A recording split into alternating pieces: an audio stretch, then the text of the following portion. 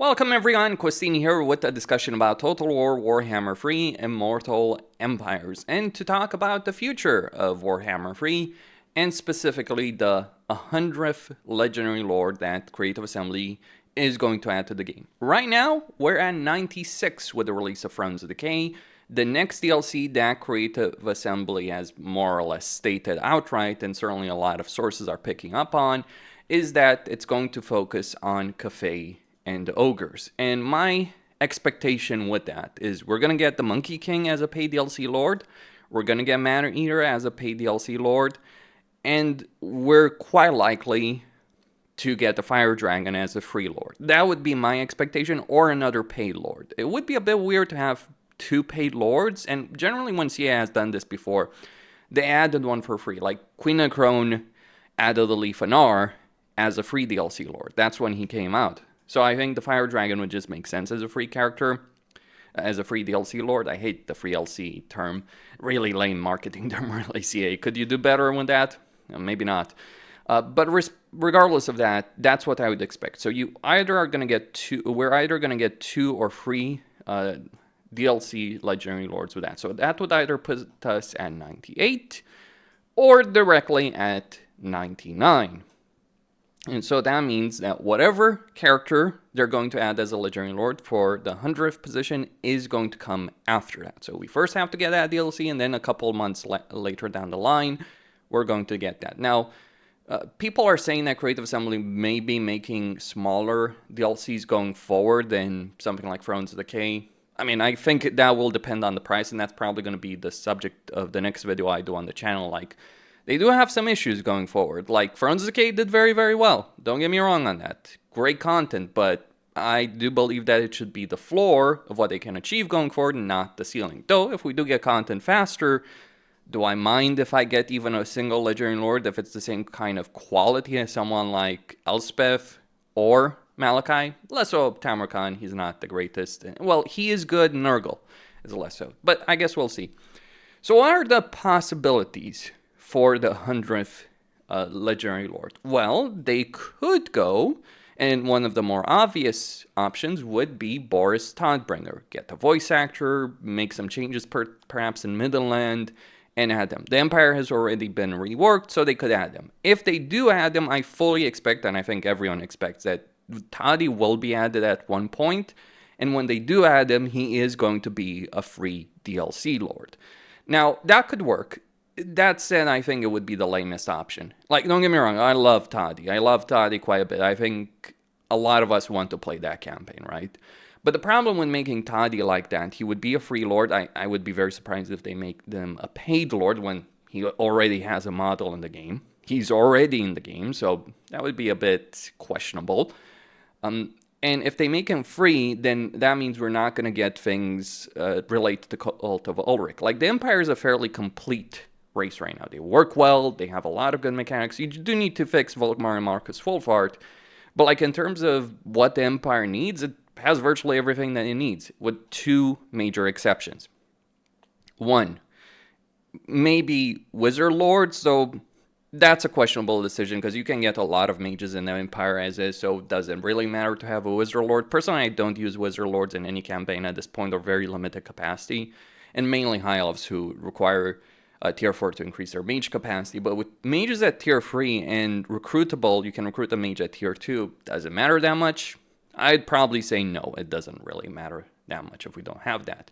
But an important thing that the Empire lacks is a good, solid infantry roster, because greatswords are your only decent infantry. Halberdiers, spearmen with shields, and regular spearmen and swordsmen, they can hold the line, but they're not good at dishing out damage. Now, it works with the Empire playstyle because they hold the enemy in place, your cavalry and range units do the work, but it would be nice for the Empire to have some good, heavy infantry. And so if they make Toddy free, that means we're probably not going to get that, because like obviously he is the Lord of Midland, and how you'd handle adding anything else related to Cult of Ulrich down the line, that would be a big discussion. That said, there is a second obvious choice for the 100th Legendary Lord. The one I find unlikely to happen for the 100th position, the reason I find it unlikely is that if you're going to add Midland, it they should make TODDY a playable one. So I think if they're gonna when they're going to release 100th Legendary Lord, they might have a strong incentive to just release it standalone. Maybe some DLC coming, maybe the bigger pack of DLC coming a month after that point. But I think that would be good for CA to just release the 100th Lord at one point, and then a month later, a couple of weeks later, release like 2 more Lords or something like that. And what is that other option? Well, some people have talked about various things, but I think the most obvious choice would be Valten.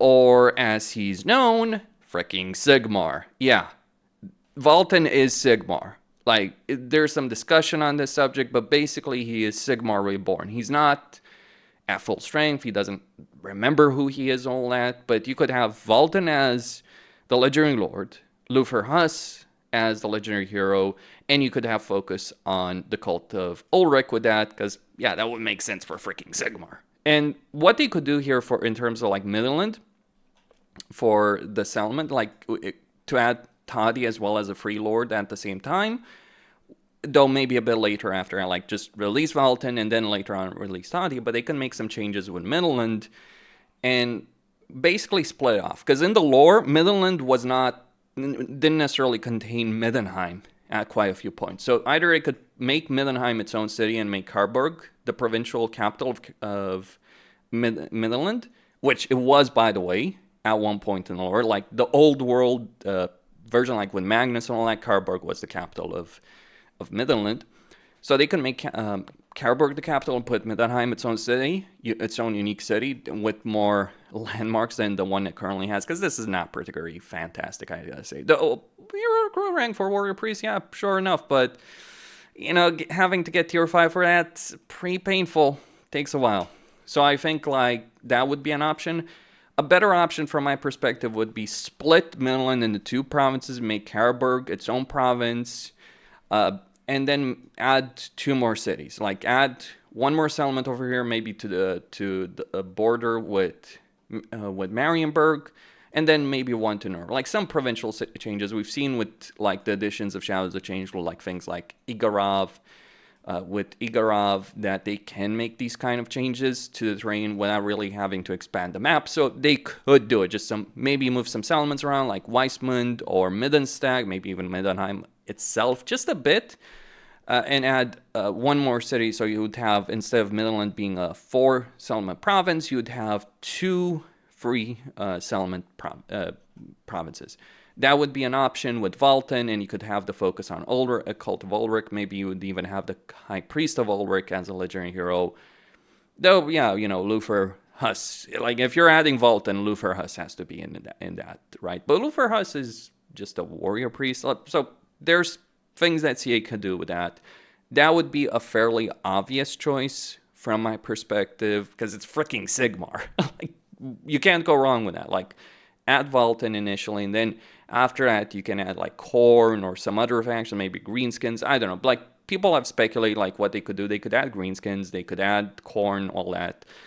They may have a desire to do so. Slaanesh probably coming, if they do Slaanesh, and they may not do so, based on what I've heard, like, Legend of Thor, for instance, hasn't heard anything about them doing High Elf stuff. But we'll see what CA does decide to do with that. And you could have, like, the rival, and if you're playing TODDY, obviously Kazrak would be a big deal. You need some changes for Kazrak's campaign.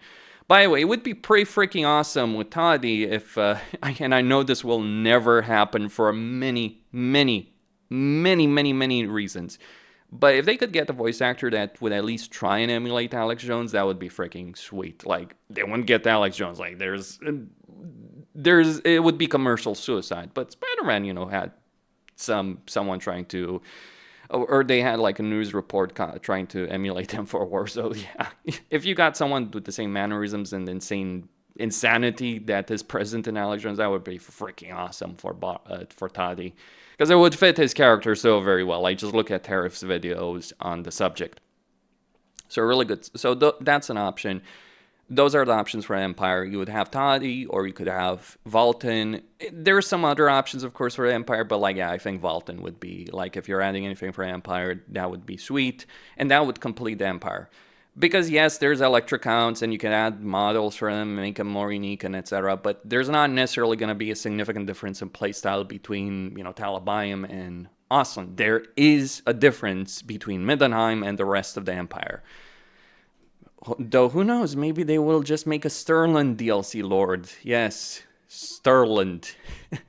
No, if they wanted to make a joke DLC. Regardless, that's for Empire. Let's take a look at some of the other options that are available for Creative Assembly, because they do exist. The second obvious choice over here would be Nagash. Obviously, Bone Daddy himself, as people call him as. It would work. It would work in a lot of ways. And the Nagash DLC would allow them to make a hybrid campaign between Vampire Counts and Tomb Kings. Could also rework the Tomb Kings. Vampire Counts don't need a rework, by the way. Tomb Kings do. So they could make that hybrid Lord for Nagash and then rework all the other Tomb King campaigns. Rework the book system for Nagash and make that system far more interesting. Also rework Manfred's campaign to an extent, like he would try and capture Volkmar to bring back Nagash, and then maybe he would get Nagash, and Nagash could become the faction leader in that case. So lots of possibilities, lots of potential, would be pretty awesome. It's not going to happen. The reason it's not going to happen isn't because Nagash wouldn't make sense. It would. Nor is it because we don't expect Nagash. We do expect Nagash. We expect Neferata and Nagash at the same time. But the thing is, at least based on the Total War Center stuff, that Nagash is going to be the last DLC. So he's not going to be the 100th Legendary Lord. He's going to be the final DLC. Other things I've also heard on this particular subject is that Creative Assembly is looking to do an end times expansion, not just a DLC, just an expansion. Would make sense, because if you're going to add Nagash and Neferata, you kind of need to expand the map, at least for Nagash, right? Or have a different map. So I'm really curious about that. I really am curious. Maybe just have a map focused on things like the Empire all the way to Nehekara, and have Nagash's journey in that. And then if you're playing any other campaign in that map, you would have, you could have Karl Franz, you could have dwarves and all that. So that would be a major project. Could very well be the last DLC. So I think that would be a high note to end the game on. Can work extremely well. So I don't expect Nagash as the 100th Legendary Lord. Don't get me wrong. Would work very well. We have a popular mod for Nagash. Though I hope they don't copy-paste it. I dislike factions that focus on horde armies. I don't think that would work very well. And I would say, if they're adding Nagash, you should work more like the Vampire Counts work than the Tomb Kings. Tomb Kings do desperately need a rework. So that's my perspective on that. Would be a very sensible choice. Would work very well. Don't get me wrong on that. But, yeah, leave Nagash. But if they're leaving Nagash for the last Lord, that also makes a lot of sense. So... And that's what we've heard. We haven't heard Nagash necessarily being the 100th Legendary Lord. We have heard him being the last one. And from multiple sources, not just Total War Center. The next choice is a fairly obvious one, and it would be Skaven. It would be Thanquol.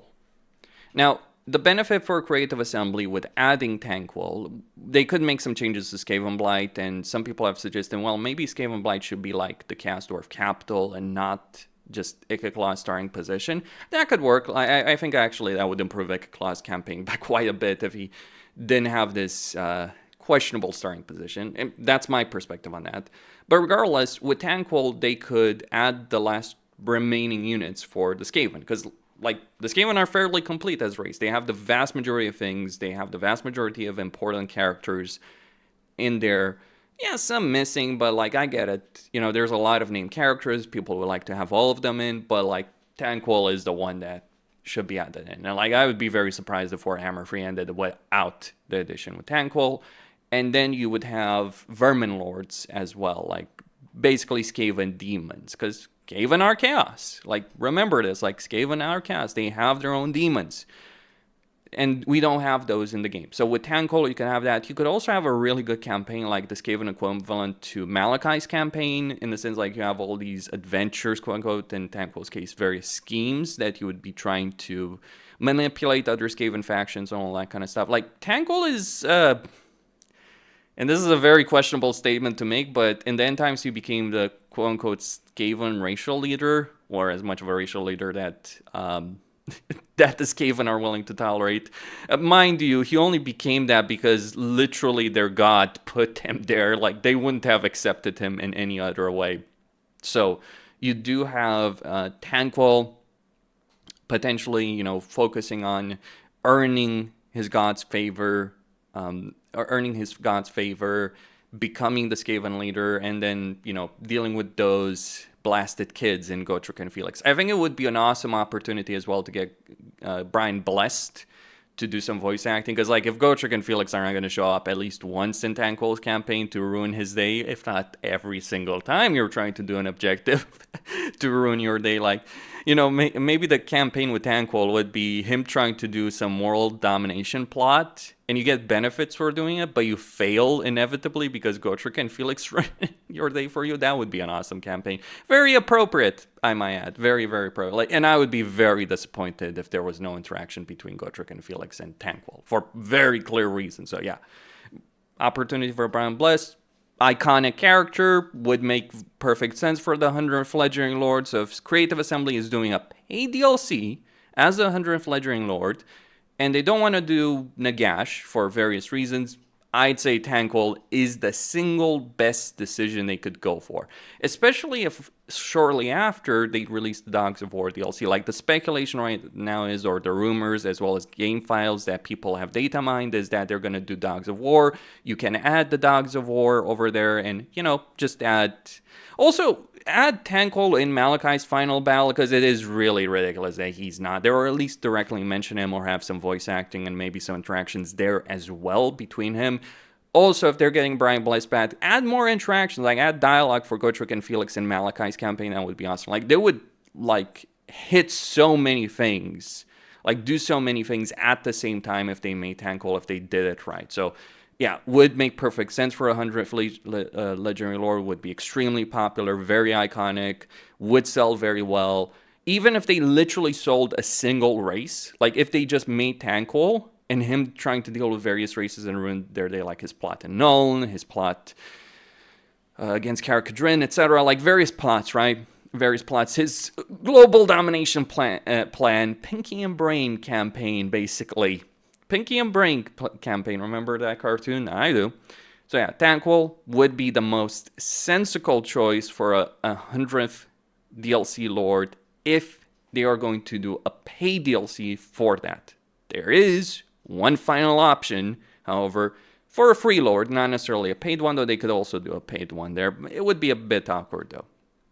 And the final option, though not necessarily a paid option, would be with regards to the Dwarves. Now, the Dwarves as a race, from a racial standpoint, are fairly complete. They have a good roster, good economy, good mechanics. Some changes could always be made, sure, and I do very much argue that, like, Belegar's campaign and Fork's campaign do need some reworks, though I would certainly, be happy if Ungrim and Grim got that, and maybe Grumbrindle to a lesser extent. But still... the Dwarves are fairly complete, and crucially, we do have Bugman's Rangers already in the game with Belegar's DLC. So adding Josef Bugman as a paid DLC Lord would be questionable, but if they added him for free as the 100th Fledgling Lord, that would work quite well. Also, quite very notable on the subject, we do have Karakazorn with the Karakazorn Great Hole, and people have data mined things that indicate Creative Assembly may be looking to make Karakazorn a playable faction, which would make sense with Josef Bugman. He's all about the beer. He's about Bugman's brew. So that would be very sensical. You'd certainly have a hell of a dwarf campaign over here. Like, you think Malachi's campaign can be pretty harsh because of its third position? Yeah, enjoy being with Drazov to the west, Grimgor or Tamarkand to the north, and your only allies are Cathay. And Greasus is like, if they rework the ogres, Greasus might be a major threat as well. So yeah, that would be certainly an interesting campaign. It would make sense from a lot of reasons. And one reason I would very much expect this to potentially happen is because we have the Fallen One's Grudge. So this grudge, if you add a playable faction in Karakazorn, you have a grudge, like each faction has some grudge that they aim for. except this one. Like, you look at the grudges, the legendary grudges. You have a grudge that basically is there for Thorgrim, more or less, right? You have a grudge that's for Grombrindal with the High Elves. You have a grudge for Forik with the Southlands. You have a grudge for either Belagar or Malachi, though it's more of a general grudge, but it's basically something you can do for both of them. You do have a grudge that none of the Dwarf Legendary Lords can do easily.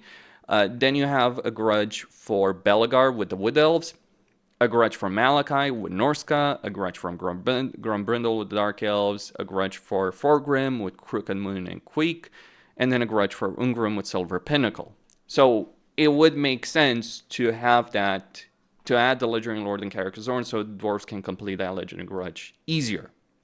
Like, obviously, Helpit and Skaven Blight would remain their own thing, but it's fairly easy to do. Like, just, you either play Malachi or Belagar, you deal with Skaven Blight, or you deal with Helpit, and then you confederate the other and deal with the other settlement. So that's a fairly easy thing, right? Having to come over here and conquer all of this territory when you're not starting here, that's a more involved process. And I think like it would just work very well. Though it probably should restore the Underway on its own if you do it, if they do add the Legendary Lord over here. So that would make a lot of sense. And they wouldn't have to make any changes for the dwarves to add them, like not in their economy or in the roster grudges or anything like that. Some tweaks could happen, all that, and I would certainly be appreciative if Bugman had his own campaign, unique campaign mechanic, maybe Oxyatal's mission objectives. But yeah, it would work very well. It would be done for free. It would not be a costly effort for them. So like obviously Thanquol and Nagash would be costly efforts. Now what you might ask about TODDY, again, like, we would miss out on a lot for the Empire if TODDY was made a free character. We would not miss out on anything if Josef Bugman was made a free lord. So that is something, that is my personal perspective on that. And I suspected that CA might make Bugman a free one, like with the anniversary of White Earth. They decided not to do it. A bit disappointing, but like, yeah, like, right, you know. But I would not be surprised if they add Bugman. Like, we've seen his shield in Thrones of Decay. We've seen him mentioned many times in the game. Like, units, settlements, grudges, you name it, right? Like, we've seen the mention of Bugman in many ways. I mean, there's other dwarf characters they can use, but, like, I think Josef Bugman would be it would be a great way to end this whole thing. Like, of course, you do have Bugman's Brewery over here in Zufbar, so I'm curious how they would handle that, but yeah. That would be a great way to cap it all off for the dwarves. Like, you know, funnily enough, it says something about the dwarves as a race that they only needed one racial rework and only 2 DLCs to be more or less complete. It does show that for all the issues the dwarves had, and they did have them, that CA did a pretty great job with in some ways, at least the unit roster stuff. Not necessarily so much in terms of like the campaign. So yeah, Belagar really needs some help. Like, his campaign is pure misery. He did get a benefit, surprisingly. Like, just gonna mention it before I end. He did get a nice benefit over here in that he now gets magical weapons attacks for all units faction-wide. I think that wasn't before Ancestor weapons. May have been, but still a tier 5 settlement. I don't think his campaign is worth playing just for magical weapon attacks. Like, it's only a melee benefit your faction that does very well in range. But hey, it's at least something to aim for. I just think like his early game is pretty miserable at 50% upkeep. But that's me. Anyway, that is all I personally had to say on this. Which one would I like to see the most? Ain't that a hell of an interesting question. Tricky. I'm a big Empire fan, so I would really like to see Valten. Personally, I would really, really like to see Valten added first. Like, don't get me wrong, I want to see every single one of the characters I just mentioned in this video added to the game one way or another, but like, for me, adding Valten as a paid character would be the most interesting one. Like, don't get me wrong, I like Josef Bugman. I really am interested in seeing Thanquol and Nagash and all that. And, of course, TODDY, but for me, Valten. Like, that's the character I really want to see in the game. Like, they could add them, like, starting Karburg, right? Would make sense. That's all I had to say. Questine signing out. Don't forget to subscribe, like, and enable notifications. And tell me what you think about it. Like, or what other suggestions. Though, keep in mind, they're going to do something special. So we'll see what that something special ends up being.